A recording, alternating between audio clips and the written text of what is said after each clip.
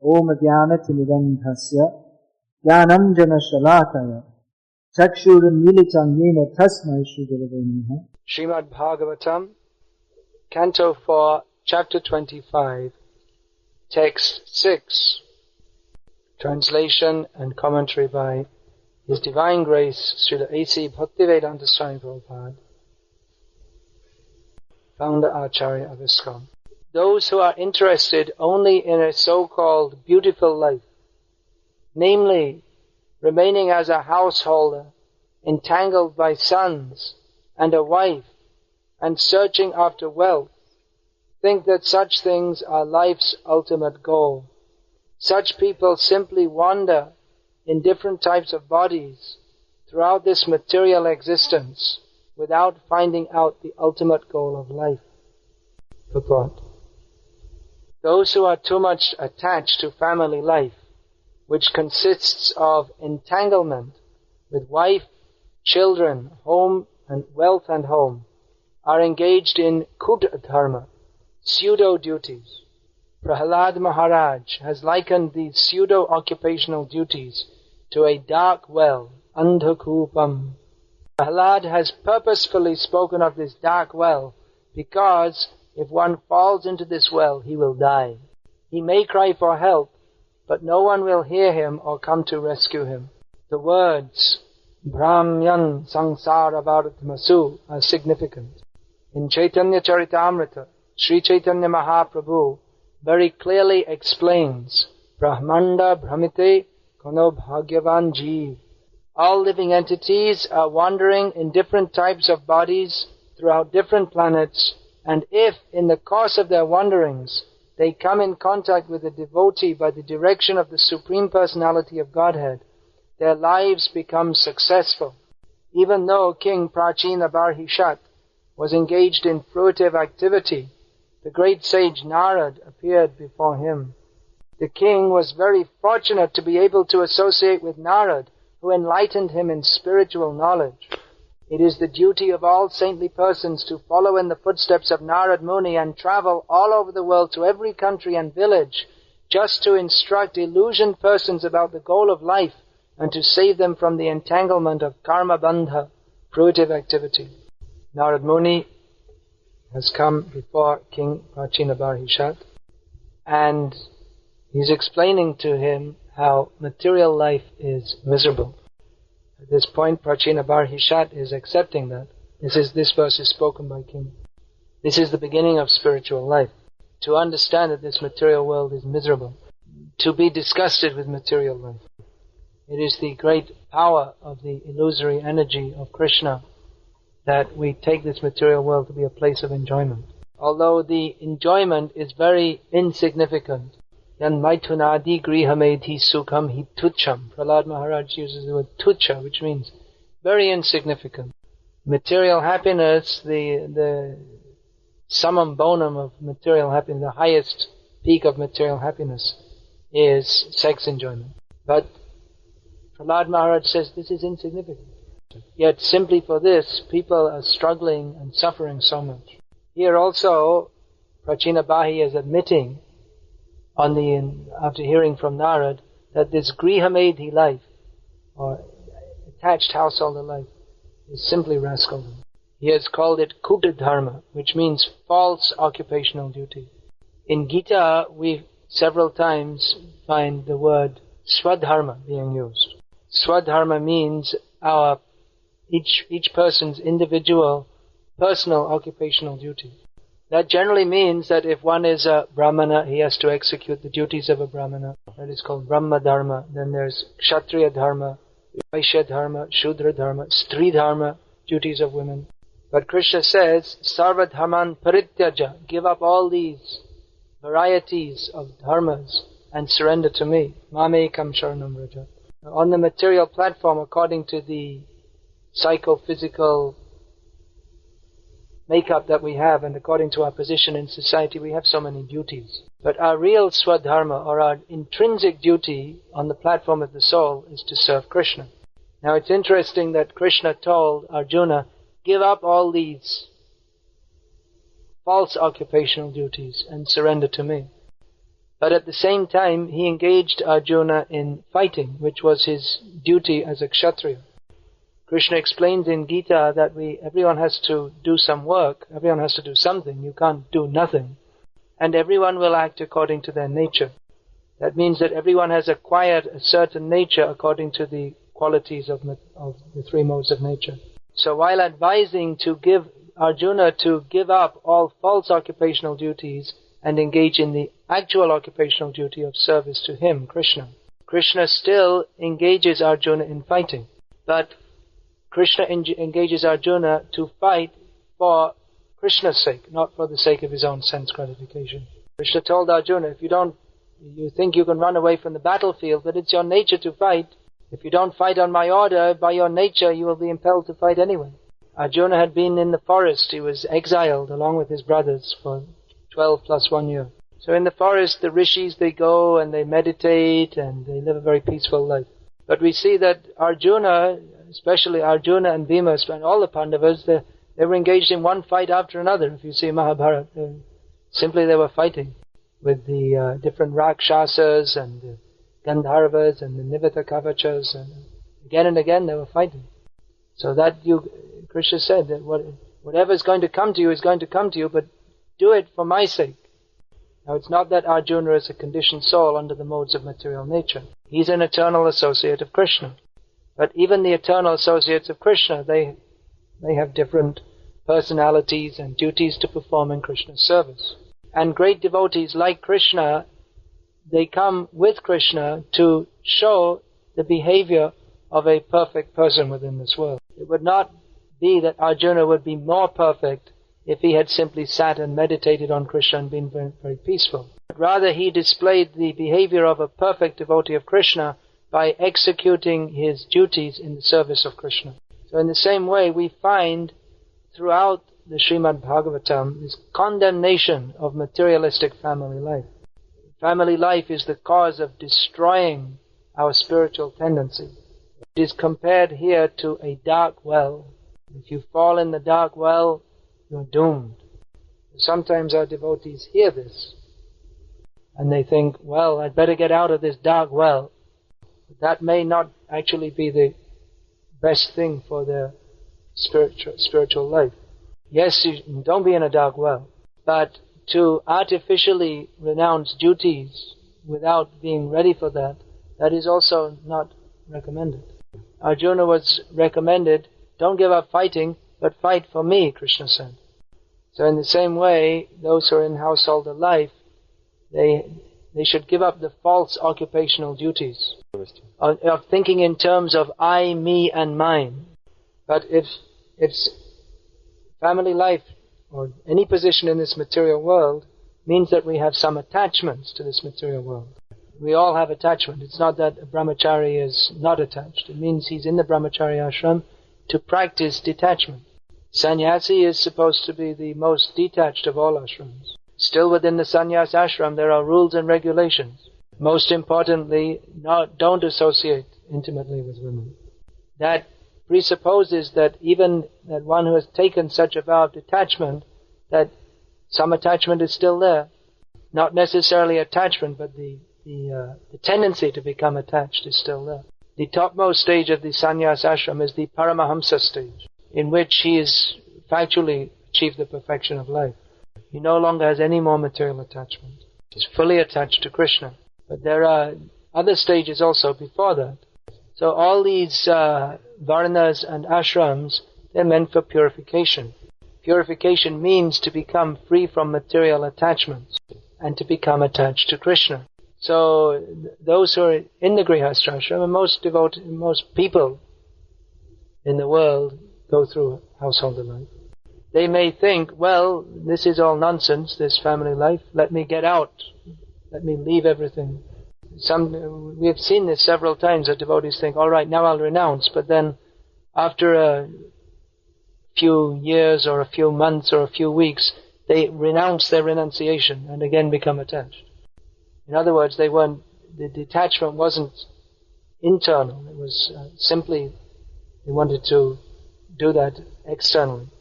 So just as Krishna told Arjuna that if you don't fight on my order, anyway you'll fight. So in the same way, someone who's not ready for that renunciation, if they take it up artificially, then they'll go back again. So yes, we should all become renounced. Without developing a sense of renunciation from this material world, then there's no question of spiritual advancement. These are very strong words being used here. Murha. Prabhupada has given translation, rascal. This is spoken by King Prachinabhari, a householder. We also find Yudhishthira Maharaj in Bhagavatam describing himself again to Narad Muni as Griha Murhadhi, foolish rascal entangled in material, in householder life. Griha Murhadhi.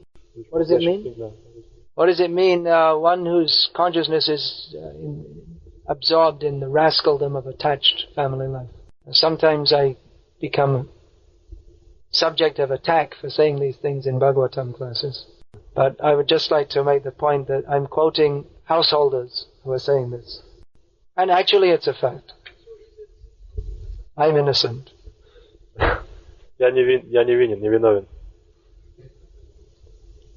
So actually that's the fact, that materialistic family life, it's all nonsense. Krishna conscious family life, that is very good.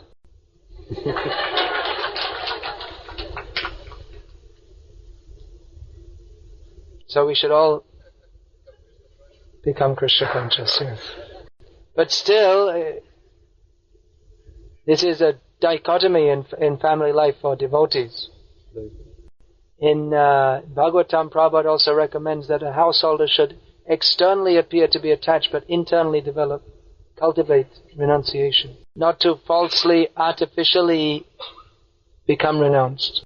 Or not to give up the responsibility for spouse, children, elderly parents, and so on.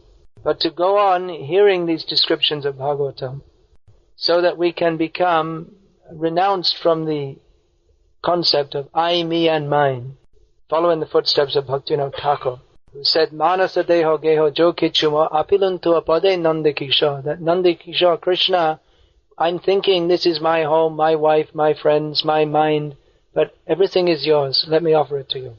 Actually, those who are pure devotees of Krishna, they don't have to hear these topics of renunciation, because their minds are spontaneously attracted to Krishna.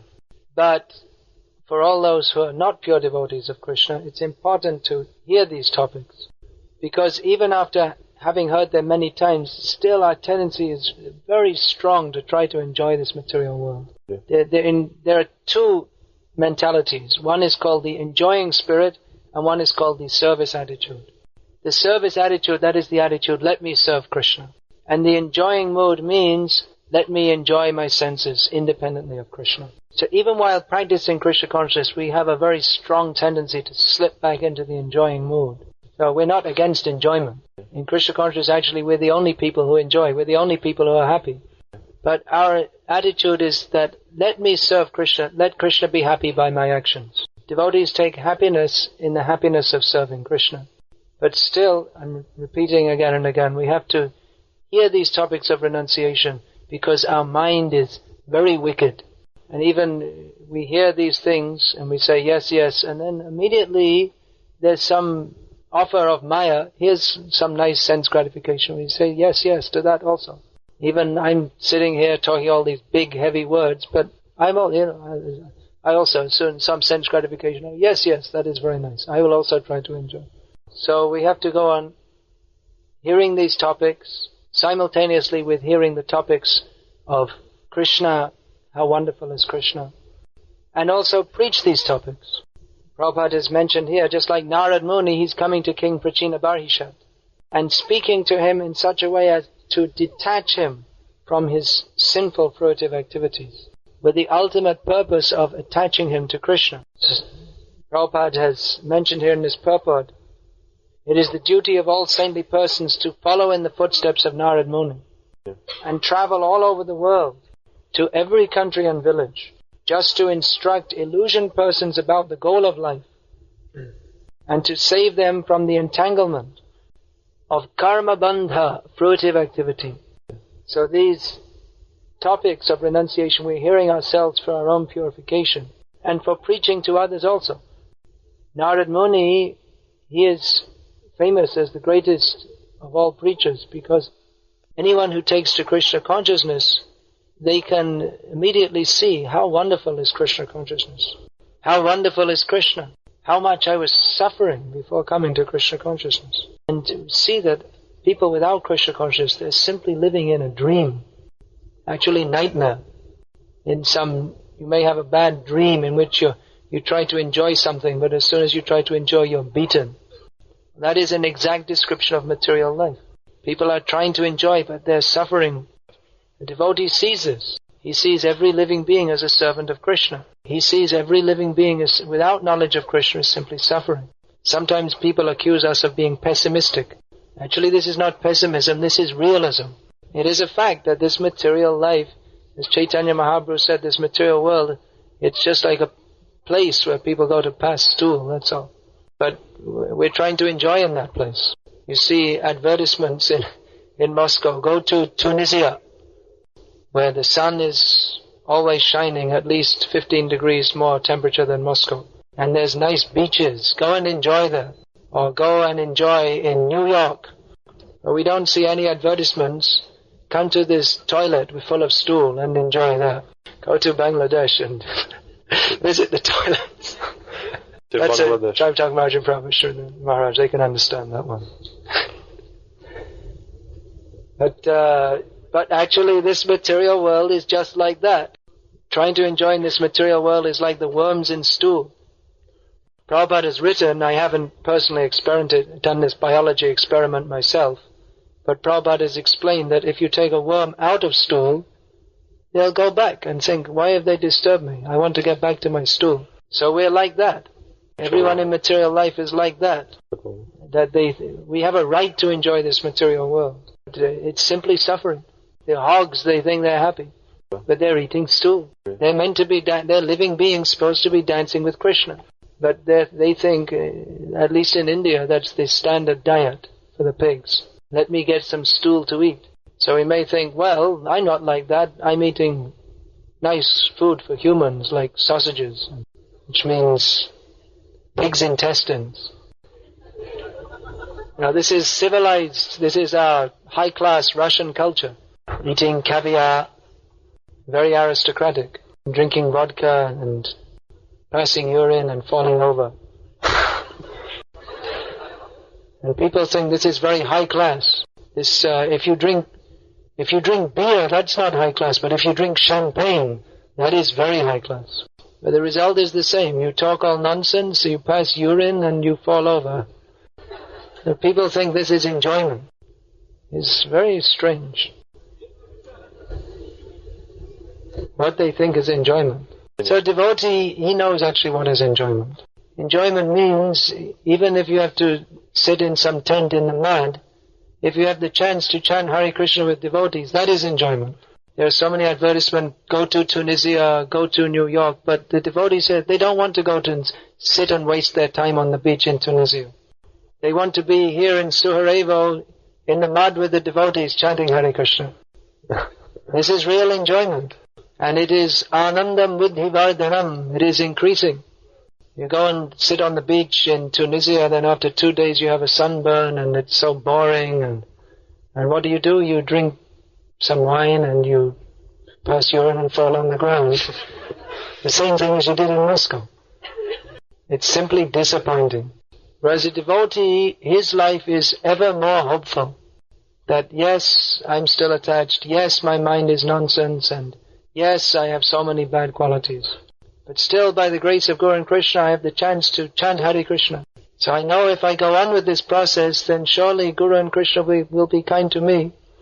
And it may take many lifetimes, but I'm sure if I go on chanting and dancing with the devotees, then I will get the chance at some point to join in Chaitanya Mahaprabhu's dancing party. So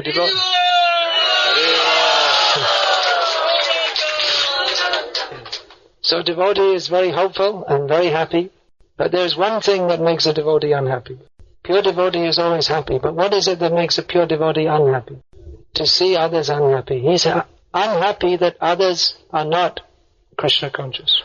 So he works very hard, he, she, to try to bring others to Krishna. And in that way, his own spiritual bliss increases also. And as he preaches more and more, Krishna blesses him more and more. And devotees naturally become attractive. Attractive? You must know that word. Krishna's own. Yeah, I know. I thought it's attractive. And people naturally become attracted to them. Devotees are naturally blissful. And everyone wants to be blissful. But no one in material life is blissful. You see people smiling. Sometimes. It's not very popular here in Russia among the non-devotees. But they're smiling with their lips. If you look in their eyes, they're not smiling. But devotee is radiant. Even if he's not smiling, he looks blissful. And people see that. They also want to know, how is it that you're so happy? Sometimes people ask, how is it that your devotees are so happy? And the answer is because they're Krishna conscious. The devotee wants to make others Krishna conscious. It's not easy. Just like Narad, he had to go through so much preaching to wake up King Prachinabahi. Prabhupada said, I had to shed liters of blood, gallons of blood, even to bring one person to Krishna consciousness. But devotees take that trouble to try to lift up others. So we're all coming here, devotees are coming from all over Russia to have our annual party. No champagne at this party. We're also falling on the floor sometimes, maybe. Drinking charanamrita. Actually, devotees, we have a party every day. The karmis, they need to drink a bit and then they can dance a bit. But we are dancing every day without alcohol and no headaches afterwards. So we're inviting everyone to this party. Devotees are coming here, getting inspiration and then again going out with more inspiration to bring others to Krishna consciousness. So every devotee here, the aim should be, I will come back next year, either to Suharevo or whatever facility is there. And everyone will come again next year? Right. So you all have to bring some new people. You have to bring some new people who are not yet chanting Hare Krishna. Can you do that also? If we pray for the mercy of Guru and Krishna, then everything is possible. If everyone makes at least one new devotee every year, and they also make at least one devotee every year, or that is still 2 devotees, then by geometric expansion, we have the figures in the Bhakti Vriksha manual, then within a few years, the whole of Russia will be Krishna conscious. So why not try for that? We want to make the whole world Krishna conscious to offer to Srila Prabhupada, to offer to Chaitanya Mahaprabhu. So this is a very simple method. Everyone should preach and bring others to Krishna consciousness. Save them from the suffering of material life and bring them to our party, going back home, back to Godhead. Hare Krishna. Any comments or questions, please? Oh, all right, we have some written ones already. What's the time limit? We're already over it? We are. Okay. All right, one question. Ranjan Maharaj understands Russian. He's laughing at the question. That means he understands Russian. Your Grace, you said that the family is a dark well, but Prabhupada used to say that every woman should get a husband. Can a woman fully devote her life only to the service of Guru and Krishna? Where is the truth? Thank you. Can do. Can do also within